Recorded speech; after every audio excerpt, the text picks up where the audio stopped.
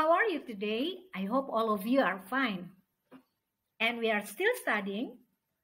Thanks to COVID-19, we are still studying through this online session.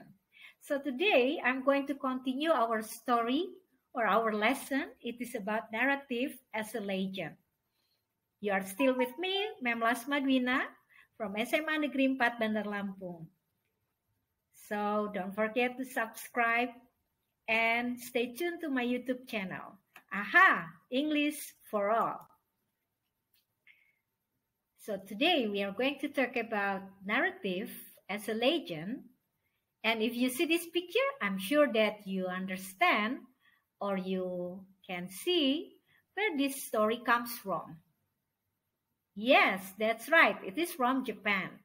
So it's about Issumboshi. And we are going to make a summary of what the story of Issumboshi is about. But before that, let us recall our first lesson about narrative, that is the generic structure or the parts of the narrative. So a good narrative consists of orientation, and then you have the problem, and after that you have the resolution to the problem, and the last one is the reorientation. So if you see this, you see there is the beginning, and then there is a rising action. After that you have the climax, and the last one, the next is falling action, and the last one is reorientation. How does the story end? So we are going to start from the beginning, that is orientation.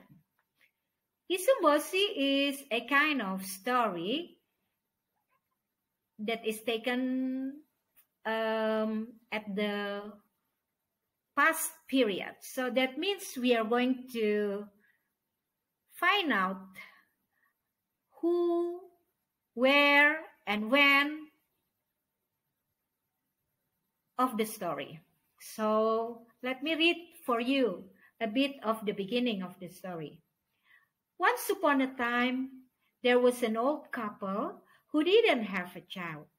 They lived in a small house near the village forest. Please give us a child, they asked God every day. So from the first paragraph here, you know who the persons are. That is the old couple. Where they are in a small house near the village forest, and it was a long, long time ago. So let's continue. The complication. How do you describe the complication? How do you describe the problem in the story? You have to read the whole story, and you have to make a summary in one sentence.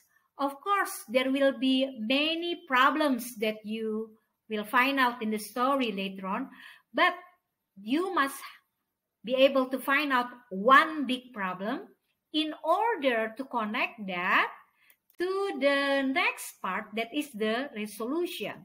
It should be the main resolution because it is the answer of the main problem of the story. And you have to also describe it in one sentence. So that is the resolution. And the last one is the reorientation.